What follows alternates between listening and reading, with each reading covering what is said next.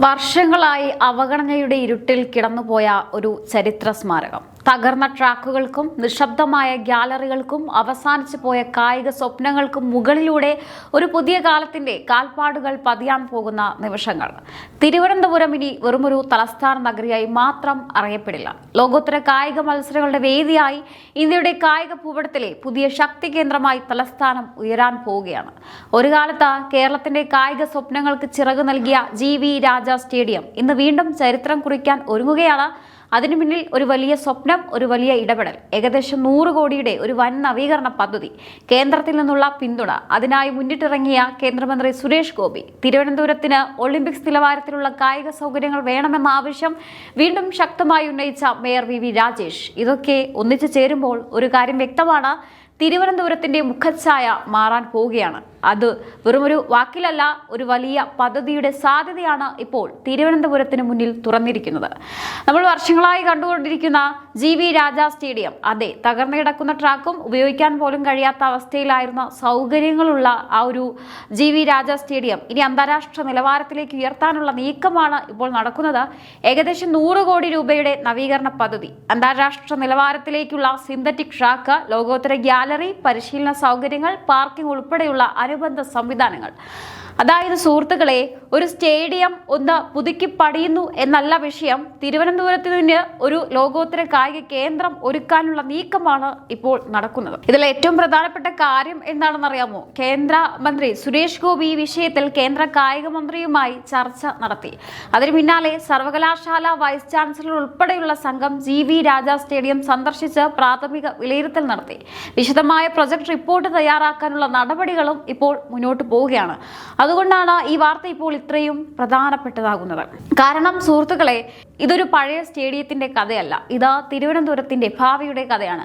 ഒരു കാലത്ത് കേരളത്തിന്റെ കായിക സ്വപ്നങ്ങൾക്ക് വേദിയായിരുന്ന GV രാജ, PT ഉഷയെ പോലുള്ള താരങ്ങളുടെ പരിശീലന ചരിത്രവുമായി ബന്ധമുള്ള മണ്ണ് വർഷങ്ങളായുള്ള അവഗണനയിൽ തകർന്നുപോയി. ഇപ്പോൾ അതേ മണ്ണിൽ വീണ്ടും ഒരു വലിയ സ്വപ്നം ഉയരുകയാണ്. ലോകോത്തര ട്രാക്ക്, മികച്ച പരിശീലന സൗകര്യങ്ങൾ, ദേശീയ അന്താരാഷ്ട്ര മത്സരങ്ങൾ നടത്താനുള്ള സാധ്യത, കായിക താരങ്ങൾക്ക് പുതിയ അവസരങ്ങൾ, അതിനൊപ്പം സ്പോർട്സ്, ടൂറിസം, ഹോട്ടൽ മേഖല, ഗതാഗതം, തൊഴിൽ, ഇതൊക്കെ കൂടി ചിന്തിച്ചാൽ ഒരു സ്റ്റേഡിയം പണിയുന്നതിന്റെ അപ്പുറത്തുള്ള കാര്യമാണ് ഇവിടെ നടക്കുന്നത്.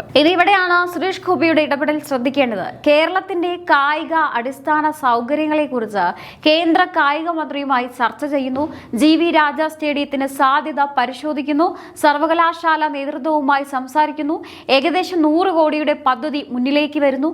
ഇതൊക്കെ നടക്കുമ്പോൾ സ്വാഭാവികമായും ഒരു ചോദ്യം വരും: ഇത്രയും കാലം ഇതൊക്കെ എവിടെയായിരുന്നു എന്ന്. അവിടെയാണ് BJPയെ പരിഹസിക്കുന്നവരോട് പറയാനുള്ളത്. BJPക്ക് തിരുവനന്തപുരത്ത് എന്ത് ചെയ്യാൻ കഴിയും എന്ന് ചോദിച്ചവർ, കേന്ദ്രത്തിൽ BJP സർക്കാർ വന്നിട്ട് കേരളത്തിന് എന്ത് കിട്ടി എന്ന് ചോദിച്ചവർ ഇനിയൊന്ന് കണ്ണു തുറന്ന് നോക്കണം. കാരണം കേന്ദ്രത്തിലിരുന്ന് കേരളത്തിനായി ഇടപെടുക എന്നതും ഒരു രാഷ്ട്രീയ പ്രവർത്തനമാണ്. ഒരു പദ്ധതി കേരളത്തിലേക്ക് കൊണ്ടുവരാൻ കേന്ദ്രമന്ത്രിയുമായി സംസാരിക്കുക, ഫണ്ട് കണ്ടെത്താൻ ശ്രമിക്കുക, ബന്ധപ്പെട്ട സ്ഥാപനങ്ങളുമായി ഏകോപിപ്പിക്കുക, ഇതൊക്കെയാണ് യഥാർത്ഥത്തിൽ ചെയ്യേണ്ട രാഷ്ട്രീയം. അതെന്തായാലും കൃത്യമായി നടപ്പിലാക്കുന്നുണ്ട്. ഇവിടെ VV രാജേഷിനെയും മറക്കാൻ കഴിയില്ല. തിരുവനന്തപുരത്തിന് ഒളിമ്പിക്സ് നിലവാരത്തിലുള്ള കായിക സൗകര്യങ്ങൾ വേണമെന്ന ആശയം അദ്ദേഹം നേരത്തെ തന്നെ മുന്നോട്ട് വെച്ചിരുന്നു. അന്ന് പലരും പരിഹസിച്ചിരുന്നു, ഇതൊക്കെ നടക്കുമോ എന്ന് ചോദിച്ചിരുന്നു. പക്ഷേ സുഹൃത്തുക്കളെ, വലിയ സ്വപ്നം കാണാത്തവർക്ക് വലിയ പദ്ധതികൾ ഉണ്ടാക്കാൻ കഴിയില്ല.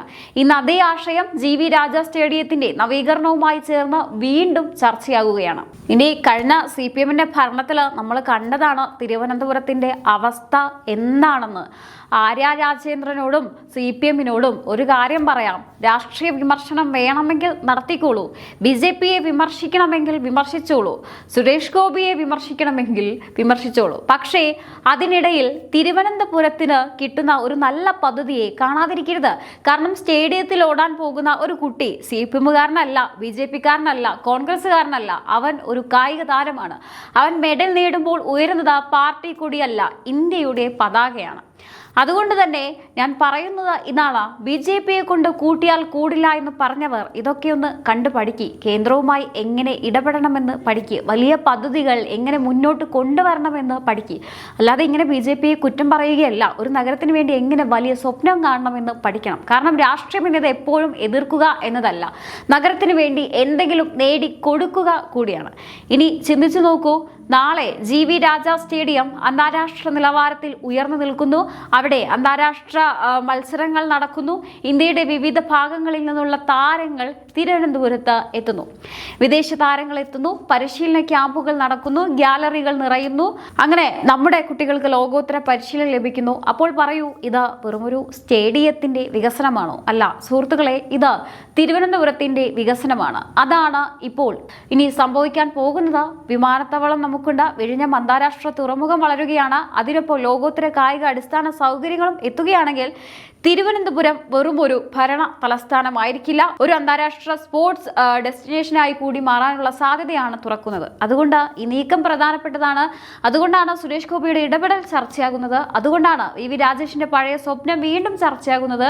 അതുകൊണ്ടാണ് CPM-നോടും കോൺഗ്രസിനോടും ചോദ്യം ഉയരുന്നത്. നിങ്ങൾ ഇത്രയും കാലം എന്ത് ചെയ്തു എന്നതിലുപരി ഇനി ആരാണ് തിരുവനന്തപുരത്തിന് വേണ്ടി ചെയ്യാൻ പോകുന്നത് എന്നതാണ്. വർഷങ്ങളായി തകർന്നു കിടന്ന ഒരു ട്രാക്കിന് പകരം ലോകോത്തര സിന്തറ്റിക് ട്രാക്ക്, പഴയ സൗകര്യങ്ങൾക്ക് പകരം അത്യാധുനിക പരിശീലന കേന്ദ്രങ്ങൾ, മത്സരങ്ങൾ കാണാൻ ലോകോത്തര ഗ്യാലറി, വലിയ അന്താരാഷ്ട്ര കായിക മേളകൾക്ക് ആതിഥേയത്വം വഹിക്കാൻ കഴിയുന്ന അടിസ്ഥാന സൗകര്യങ്ങൾ, വെറുമൊരു സ്റ്റേഡിയമല്ല, ഒരു പുതിയ കായിക സാമ്രാജ്യത്തിന്റെ അടിത്തറയാണ് തിരുവനന്തപുരത്ത് ഒരുങ്ങാൻ പോകുന്നത്. ഒരിക്കൽ കേരളത്തിന്റെ കായിക ചരിത്രത്തിൽ പൊൻതോലുകൾ എഴുതിയ GV രാജയുടെ പേരിലുള്ള ഈ മണ്ണ് ഇനി പുതിയ തലമുറയിലെ താരങ്ങളുടെ സ്വപ്നങ്ങൾക്ക് ഓട്ടപ്പാതയാകാൻ ഒരുങ്ങുകയാണ്. അപ്പോൾ സുഹൃത്തുക്കളെ, ഇതാണ് യഥാർത്ഥ മാറ്റം. വർഷങ്ങളോളം ഫയലുകളിൽ കിടന്നിരുന്ന സ്വപ്നങ്ങൾക്ക് ജീവൻ നൽകാൻ കേന്ദ്രത്തിൽ ഇടപെടൽ വേണം. വലിയ പദ്ധതികൾക്ക് വലിയ രാഷ്ട്രീയ ഇച്ഛാശക്തി വേണം. വെറുമൊരു പ്രഖ്യാപനം നടത്തിയിട്ട് കാര്യമില്ല. ഫണ്ട് കണ്ടെത്തണം, പദ്ധതി തയ്യാറാക്കണം, കേന്ദ്രവുമായി ചർച്ച നടത്തണം, പണി തുടങ്ങണം. അതിനുള്ള നീക്കമാണ് ഇപ്പോൾ തിരുവനന്തപുരം ഉറ്റുനോക്കുന്നത്. അതുകൊണ്ട് തന്നെയാണ് സുരേഷ് ഗോപിയുടെ ഇടപെടൽ ഇത്രയും പ്രധാനപ്പെട്ടതായി മാറുന്നത്. അതുകൊണ്ട് തന്നെയാണ് VV രാജേഷിന്റെ പഴയ സ്വപ്നം വീണ്ടും ചർച്ചയാവുന്നത്. എന്തായാലും കായിക പ്രേമികൾക്ക് പ്രതീക്ഷയോടെ ഇതിനെ കാത്തിരിക്കാം. ഒരിക്കൽ തിരുവനന്തപുരത്തിന്റെ മണ്ണിൽ നിന്ന് PT ഉഷയെ പോലുള്ള ഇതിഹാസങ്ങൾ ഉയർന്നുവെങ്കിൽ ഇനി വരേണ്ടത് അതിലും വലിയൊരു തലമുറയാണ്. ഒളിമ്പിക്സിലേക്ക് സ്വപ്നം കാണുന്ന കുട്ടികൾ, അന്താരാഷ്ട്ര മെഡലുകൾ ലക്ഷ്യമിടുന്ന താരങ്ങൾ, ലോകോത്തര പരിശീലനം ആഗ്രഹിക്കുന്ന യുവതലമുറ. അവരുടെ സ്വപ്നങ്ങൾക്ക് ഇനി ലോകോത്തര വേദി വേണം. ആ വേദി തിരുവനന്തപുരത്ത് തന്നെ ഉയർന്നാൽ അതൊരു സ്റ്റേഡിയത്തിന്റെ വിജയം മാത്രമായിരിക്കില്ല, അത് കേരളത്തിന്റെ കായിക ഭാവിയുടെ വിജയമായിരിക്കും. ഇനി ഇതൊക്കെ കേട്ടിട്ടും ഒന്നും നടക്കുന്നില്ല എന്ന് പറയണമെങ്കിൽ പിന്നെ കണ്ണടച്ചിരുന്നാൽ മതി. കാരണം കണ്ണു തുറന്ന് നോക്കുന്നവർക്ക് ഇപ്പോൾ മാറ്റത്തിന്റെ കാൽപ്പാടുകൾ കാണാം. ഇനി ഒരു കാര്യം കൂടി പറയാം. അസൂയ മൂത്ത് BJP കൊണ്ട് കൂട്ടിയാൽ കൂടില്ല എന്ന് പറഞ്ഞിരുന്നവരുണ്ട്. BJP വന്നാൽ തിരുവനന്തപുരം തകരുമെന്നൊക്കെ പറഞ്ഞവരുണ്ട്. BJPയുടെ ഓരോ വികസന ഇടപെടലിനെയും രാഷ്ട്രീയ കണ്ണടയിലൂടെ മാത്രം നോക്കിയവരുണ്ട്. പക്ഷെ വികസനത്തിന് പാർട്ടിക്കൊടിയുടെ നിറമുണ്ടോ? ഒരു കുട്ടി GV രാജയുടെ ട്രാക്കിൽ ഓടുമ്പോൾ അവൻ ഏത് പാർട്ടിയുടെ കൊടിയുമായാണ് ഓടുന്നത്? ഒരു കേരള താരം അന്താരാഷ്ട്ര മത്സരത്തിൽ മെഡൽ നേടുമ്പോൾ അവന്റെ ജേഴ്സിയിൽ BJP എന്നാണോ എഴുതിയിരിക്കുന്നത്? അല്ല, അവിടെ എഴുതിയിരിക്കുന്നത് ഇന്ത്യ കേരള. അതാണ്. അതുകൊണ്ട് കേരളത്തിൽ നല്ലൊരു പദ്ധതി അത് ആര് കൊണ്ടുവന്നാലും അതിനെ സ്വാഗതം ചെയ്യാൻ പഠിക്കണം. അല്ലാതെ ഇങ്ങനെ കുറ്റപ്പെടുത്തുകയല്ല വേണ്ടത്. ഒരിക്കൽ BJPയെ പരിഹസിച്ചവർ ഒന്ന് കണ്ണു തുറന്നു നോക്കൂ. നിങ്ങൾ ഭരണം നടത്തിയപ്പോൾ ഉണ്ടായിരുന്ന തിരുവനന്തപുരം അല്ല ഇത്. ഇത് പുതിയ തിരുവനന്തപുരമാണ്. അന്താരാഷ്ട്ര വിമാനത്താവളമുള്ള തിരുവനന്തപുരം, വിഴിഞ്ഞം അന്താരാഷ്ട്ര തുറമുഖത്തിന്റെ സാധ്യതകൾക്കൊപ്പം വളരുന്ന തിരുവനന്തപുരം, വലിയ അടിസ്ഥാന സൗകര്യ വികസന പദ്ധതികൾക്ക് തയ്യാറെടുക്കുന്ന തിരുവനന്തപുരം.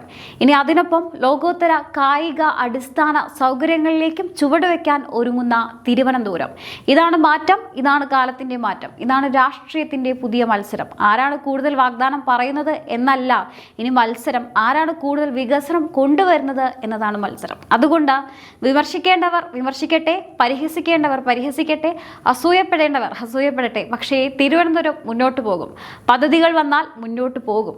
അത് BJPയുടെ വാക്കാണ്. നിക്ഷേപങ്ങൾ വന്നാൽ മുന്നോട്ട് പോകും. കായിക സൗകര്യങ്ങൾ വന്നാൽ മുന്നോട്ട് പോകും. വികസനം വന്നാൽ മുന്നോട്ട് പോകും. ഇനി ചോദ്യം ഒന്നേ ഉള്ളൂ, തിരുവനന്തപുരം മാറുമോ? അല്ല, തിരുവനന്തപുരം മാറിത്തുടങ്ങാൻ ഒരുങ്ങിക്കഴിഞ്ഞു.